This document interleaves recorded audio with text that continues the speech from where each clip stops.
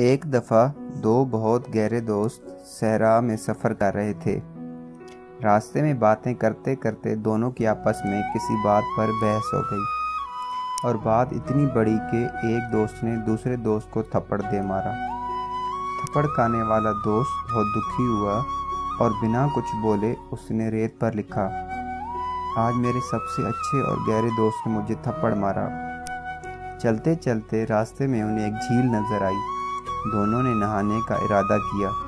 نہاتے نہاتے اچانک جس دوست کو تھپڑ پڑا تھا وہ جھیل کے بیچ گہرائی والے حصے میں پھنس گیا۔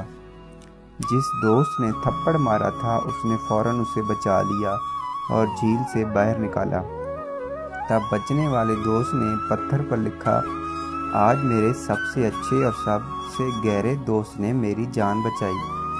یہ دیکھ کر جس دوست نے تھپڑ مارا تھا اور بعد میں جان بھی بچائی، اس دوست نے دوسرے دوست سے پوچھا کہ جب میں نے تم کو تھپڑ مارا دکھ دیا تو تم نے ریت پر لکھا، اور جب میں نے تمہاری جان بچائی تو تم نے پتھر پر لکھا، یہ کیا ماجرا ہے؟ دوسرے دوست نے جواب دیا کہ جب کوئی تمہیں دکھ یا تکلیف دے تو اسے ہمیشہ ریت پر لکھو تاکہ آنے والی ہوا کا ذرا سا جھونکا اسے مٹا دے، اور جب کوئی آپ سے بھلائی کرے تو اس کی اچھائی کو پتھر پر لکھو تاکہ کوئی اسے مٹا نہ سکے۔ دوستو، ایسی مزید خوبصورت ویڈیو حاصل کرنے کے لیے ہمارا چینل اردو نیوز سبسکرائب کریں۔ آپ سب کا شکریہ۔